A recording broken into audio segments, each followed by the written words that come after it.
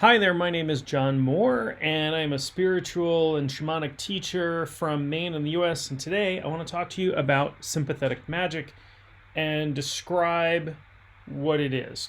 You might have heard the term sympathetic magic, or it might be new to you, but I'm going to talk about the idea behind sympathetic magic and kind of how it works. Now, let's start by talking about magic and what magic is. And I have a very broad definition of magic that includes a lot of different activities that people might do that you might not think of as magic. Magic is using spiritual techniques to try to cause change. We can try to cause change in our 3D reality, or we can try to cause change in consciousness. I think those things are both magical acts. What are some non-physical, quote-unquote, spiritual techniques that we might use? So we might think of spells, right? We might think of people who cast spells, people who do witchcraft, people who do ceremonial magic, right? But also, how about prayer? Is prayer a magical act? You are praying, you may be praying to God, you may be praying to a God, you may be praying to angels or ancestors or whatever, to cause a change in accordance with your will, what you want to have happen. And that is a magical act. I know that might sound sacrilegious to you if you're a religious person, and I apologize if that's true, but I would still consider that a magical act. Making a wish and blowing out candles on a birthday cake, that's an act of candle magic. Throwing a coin in a wishing well and wishing on a star, any sort of wish thing, any sort of superstition that we do. You know, I walk around the block 3 times before I go take a test in school. Whatever, those are acts that are trying to cause change in reality that are non-physical. Now, if I pick up a baseball and I throw it across the room, that's a physical change in my reality, right? So that would not be magical. Okay, so that's my broad definition of magic. Now, there are many models under which magic works. One of those models is sympathetic magic. One of the things that is probably the most popular form of magic out there. If you take my definition of magic for a moment and think about symbols in churches, the crucifix, for example, or things that look like things, even mascots, right? Mascots for sports teams, where we're trying to inspirit the team by having a fearsome mascot or a crazy mascot or what have you. So let me give you a couple of examples. So here's a little statue of Odin, and I don't know if you can see the Norse god Odin. He's got his spear there, Gungnir, and he's got his ravens, and he's got his wolves there, and his name's written on the bottom in case you didn't know who he was. But this is a little statue of Odin, and so we would, statues of gods and goddesses, very common. People have pictures of Jesus on their wall, or pictures of whatever, unless you belong to a faith that doesn't allow for imagery of your deities, but it's very, very, very, very common. And so this would act as a stand-in. In sympathetic magic, there's a thing that represents the thing you're trying to affect or communicate with. So in this case, if I had this on an altar and I might pray to it, I might give offerings to it, it is standing in, it represents the thing it looks like. That is sympathetic magic. Another very common form of sympathetic magic are what you might think of as voodoo dolls, also known as puppets in other traditions, but little dolls in which you would affect.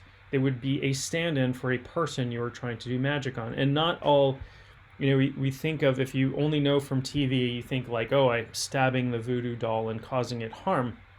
Voodoo dolls and puppets are also used for things like healing and love spells and things like that. And for defensive magic as well. So things that are sending things back to the person. There's a great if you're under magical attack, you can create a mirror coffin. So you create a small box in the shape of a coffin with mirrors inside of it, and you create a doll that represents the person, and you do some work around that, and then you put the person in the box with the mirrors, and that acts to reflect all the magic, all the bad magic back to that person. So they're affected, not you. That is sympathetic magic. Here's an image. Here's a little figurine of a bear. And so one might want to take on the qualities of something like a bear. I might want to have courage or ferocity or strength of a bear. And so I might use a little idol to create that touch point, right? So, how this works is that it engages the imagination. The imagination is the biggest magical tool we have. Our imagination actually shapes things in astral space. It can make connections with things. Our imagination is incredibly powerful. Even on a physical level, the imagination is really powerful. You may be familiar with a psychological experiment that they did years and years ago, where they had two groups of people practicing free throws, right? Basketball free throws. One group practiced for 20 minutes every day, and the other group imagined that they were practicing every day. And both groups improved their free throw success rate at about the same level. So what they said was the body didn't really know the difference between the imagination and what was really going on. And I can tell you this from my experience in training in martial arts for decades. I used to live in a city with a subway, and I would go to class and I would train in martial arts, and then I would sit on the subway. This was before the day that everybody on the subway was on their cell phone playing games or texting people or whatever they were doing. And I would sit and I would go through the movements as if I were doing them in my imagination. And it really helped me to get better, to internalize what was going on.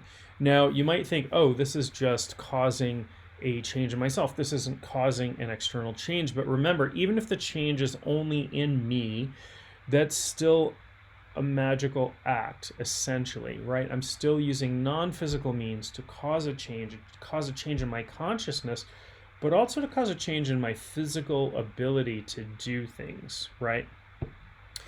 In future videos, I'll talk about things like, attraction magic and how that might work as well. So in some spiritual belief systems, for example, there are in some Asian spiritual belief systems, they make offerings to deceased ancestors, and those offerings might be things that represent the things in ordinary reality. So they might get a stack of money, for example, not real money, because it would be very expensive to burn a big stack of money. You can go online and buy this stuff, right? You can go online. Probably Amazon sells this stuff. Look at Chinese offering money, and they would burn it in a ritual, or they would bring it to a temple where it would be burned as an offering to the ancestors. They might even have things like paper cars and paper whatever, that houses and things that they're offering to their deceased loved ones. So the important thing in all, and it goes hand in hand with the imagination, is the intention. So if I just buy a bunch of paper money and I set it on fire, that does nothing. But if I imagine this is real and I hold a strong intention that this is going to go to my deceased ancestors, that is going to have a bigger effect than if I just, buy some fake offering money and throw it into a fire somewhere, right? So training the intent, training the will, training the imagination is really, really important for lots of different types of spiritual work. My background is in shamanism. My teacher always said, intention drives the bus.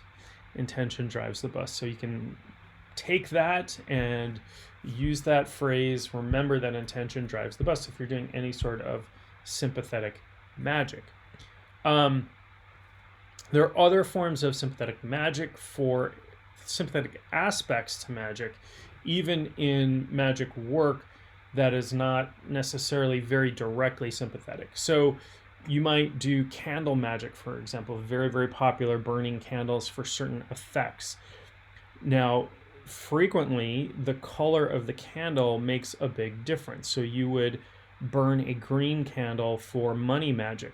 Why? Because at least in the US, money is green.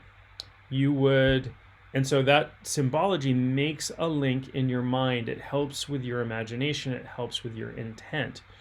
For things like love, you might burn a red candle because red is often associated with love, the Valentine's hearts, and the flames of passion, and all of those things, right? So the color of the candle might make a big difference, and the shape of the candle might make a big difference. So for love magic, you might have a candle in the shape of two lovers. I've seen those for sale. There are phallic candles for sex magic. There are, all kinds of things out there. So the shape, the color, even scents can bring us certain memories. So different types of incense might be used for ritual purposes. So this all brings us to make a deeper connection with the spirit, the spiritual energies, the intention of the magic, that sort of thing. So that's a little bit about sympathetic magic.